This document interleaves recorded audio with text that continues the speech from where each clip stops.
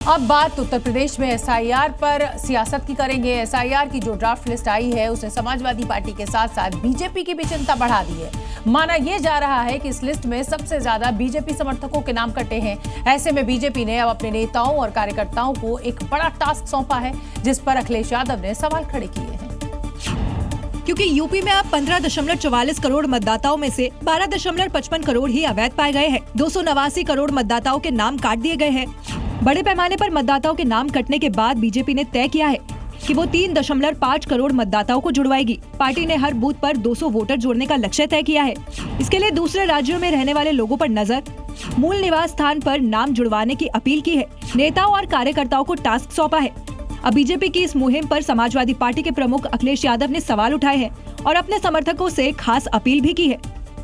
मेरी सबसे अपील है, आम जनता से अपील है कि अपना वोट देखें, अपना वोट बनवाएं और भारतीय जनता पार्टी के झूठे नैरेटिव में न फंसें। एसआईआर पर सवाल बिहार विधानसभा चुनाव के पहले से उठ रहे हैं। अब देखना है कि यूपी में इस पर जारी सियासत किस करवट बैठती है। अगली खबर बंगाल के सियासी उबाल की करेंगे। इस साल होने वाले विधानसभा चुनाव से पहले ही यहाँ सियासी हलचल काफी तेज है। कोलकाता में आज उस समय हाई वोल्टेज ड्रामा देखने को मिला जब ईडी ने आईपैक चीफ प्रतीक जैन के घर और दफ्तर पर छापेमारी की। इस दौरान ममता बनर्जी के हाथ में दिखी ये ग्रीन फाइल जो है अब खूब चर्चा बटोर रही है। क्योंकि छापेमारी की खबर मिलते ही ममता बनर्जी प्रतीक जैन के घर पर पहुंची। इस दौरान सीएम ममता बनर्जी के तेवर बेहद तल्ख थे। तो सब सीमा उल्लंघन कर दिया।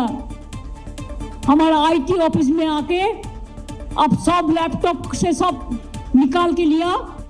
सीएम ममता बनर्जी जब आई थी तब उनके हाथ में कुछ नहीं था, लेकिन जब निकली तब उनके हाथ में हरे रंग की फाइल थी। बताया जा रहा है कि इस फाइल में महत्वपूर्ण दस्तावेज और लैपटॉप थे। सीएम ममता बनर्जी ने भी बताया कि वो पार्टी के महत्वपूर्ण दस्तावेज और हार्ड डिस्क लेकर जा रही है। साथ ही ईडी पर महत्वपूर्ण दस्तावेज ले जाने के गंभीर आरोप भी लगाए हैं। ममता और केंद्र के रिश्तों की तलखी नई नहीं है। जब भी केंद्रीय एजेंसियां जांच के लिए बंगाल में पहुंचती है, ममता बिफर हो जाती है। अब की बार का टीएमसी वर्सेस बीजेपी का वार पलटवार बता रहा है कि ये तो विधानसभा चुनाव के पहले की सियासी तपिश है। अभी भी पूरी पिक्चर बाकी है।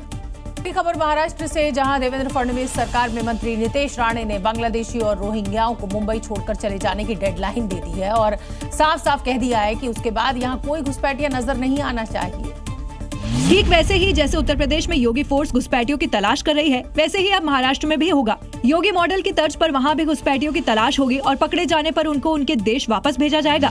क्योंकि मंत्री नितेश राणे ने साफ साफ कह दिया है कि मुंबई सिर्फ राष्ट्रवादियों की है। दरअसल मुंबई में बीएमसी का चुनाव है। चुनाव प्रचार में लगे बीजेपी नेता अलग अलग जगहों पर सभा को संबोधित कर रहे हैं और जनता को अपने पाले में करने की कोशिश में लगे हुए हैं। इसी दौरान नितेश राणे ने कांदिवली में जनता के सामने भाषण देते हुए ये बात कही है। उत्तर प्रदेश हो या महाराष्ट्र, घुसपैठ बड़ा मुद्दा है। इसे वोट बैंक या धर्म के चश्मे से देखना ठीक नहीं है, क्योंकि दूसरे देश के वैसे लोग जो अवैध तरीके से भारत में रह रहे हैं, वो देश की सुरक्षा के लिए बड़ा खतरा है। जम्मू कश्मीर में पुलिस और आतंकवादियों के बीच मुठभेड़ शुरू हो चुकी है। कठुआ के जंगलों में दोनों तरफ से गोलीबारी भी जारी है। सेना ने जैश ए मोहम्मद के आतंकवादियों को चारों तरफ से घेर लिया है और अब इन आतंकवादियों को कमांडोज काल दिखाना शुरू कर चुके हैं। खुफिया इनपुट के आधार पर घने जंगलों और पहाड़ियों में सुरक्षा बलों और आतंकियों के बीच जबरदस्त मुठभेड़ जारी है। इलाके में जैश ए मोहम्मद के 3 आतंकियों के छिपे होने की खबर मिली। इसके बाद भारतीय सेना और जम्मू कश्मीर पुलिस ने ज्वाइंट ऑपरेशन शुरू किया। पूरे इलाके की घेराबंदी कर दी गई है और आतंकियों के हर संभावित ठिकाने को निशाना बनाया जा रहा है। भारतीय सेना के जवान हैं वो इन पूरे जंगल जो है उनको खंगालते हुए लगातार जो है वो आगे बढ़ रहे हैं।